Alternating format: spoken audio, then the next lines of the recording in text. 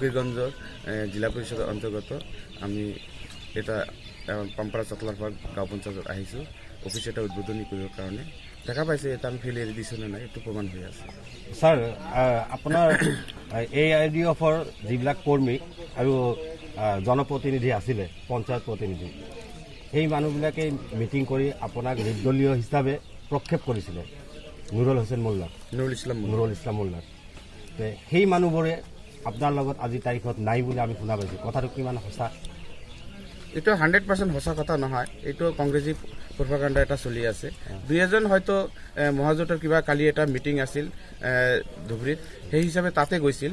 কিন্তু মোৰ বিশ্বাস তাৰে দুই এজনে হয়তো তাত হয়তো ইণ্টাৰেষ্ট দি তাতে যাব পাৰে, কিন্তু গোটেইবিলাক মানুহ বা প্ৰতিনিধি তাত যোৱাই নাই। কাৰণ আজিৰ দিনত মই গোটেই এৰিয়া মই ঘূৰিলোঁ, বহুতকেইটা প্ৰতিনিধিৰ ঘৰত গৈছোঁ, সিহঁতে আমাৰ লগত আছে বুলি ইতিমধ্যে মত প্ৰকাশ কৰিছে। আচ্ছা, এতিয়া আৰু এটা প্ৰশ্ন আমি শুনা পাইছোঁ, অন অফ দ্য ৰেকৰ্ড কৈছোঁ, আমি শুনামতে একাংশ পঞ্চায়ত প্ৰতিনিধিয়ে আপোনাৰ পৰা ধন দাবী কৰিছে। এই কথাটো কিমান যুক্তিসম্মত? আপোনাৰ লগত থাকিব, ধন দাবী কৰিছে, এই ক্ষেত্ৰত আপুনি ধন নিদিলে ৱাজেদ আলী চৌধুৰীৰ তাত যাব আৰু ইতিমধ্যে গৈছেও। গতিকে ধন দাবী কৰাটো এক্সট্ৰশ্যন বুলি আমি ভাবি লৈছোঁ। নাই, তেনেকুৱা কথা নহয়। ধৰক এইটো ৱাৰ্কাৰে কিছুমান বিচাৰিব পাৰে, তেনেকুৱা কথা আমি আপোনাৰ মিডিয়াৰ আগত আমি নকওঁ জেনেৰেলি। কিন্তু ইলেকশ্যন হ'লে কিছুমান পইচা এটা খৰচ হ'বই, আৰু আমি কৈছোঁ যে আমি যিখিনি মিনিমাম খৰচ হয় সেইখিনি আমি দিমেই। আৰু ইলেকশ্যন কমিশ্যনৰ গাইডলাইনো আছে, আমি সকলো কথা খুলি পেলাই মিডিয়াত ক'বও নোৱাৰোঁ। আজি তাৰিখত বদৰুদ্দিন আজমল সম্পৰ্কত আপোনাৰ বক্তব্য কি? তেখেতৰ সম্পৰ্কত মোৰ বক্তব্য এইখিনি যে তেখেতে চাউথ চালমাৰা নিৰহ মানুহ নিৰ্যাতিত জনসাধাৰণক প্ৰতাৰণা কৰিলে।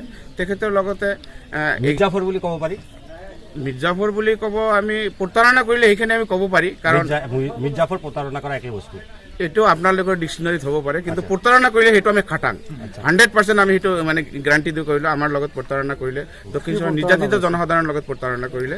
কাৰণ 2006 চনত যেতিয়া এই ৱাজেদ আলী চৌধুৰীয়ে ইয়াতে মন্ত্ৰী আছিল, তেখেতৰ কাৰ্যকলাপত দক্ষিণ চালমাৰাৰ মানুহে, আমিও লগতে AIDFৰ চুপ্ৰিমক মাতি লৈ ইয়াৰ পৰা বিধায়ক বনাইছিলোঁ, পিছত MP বনালোঁ।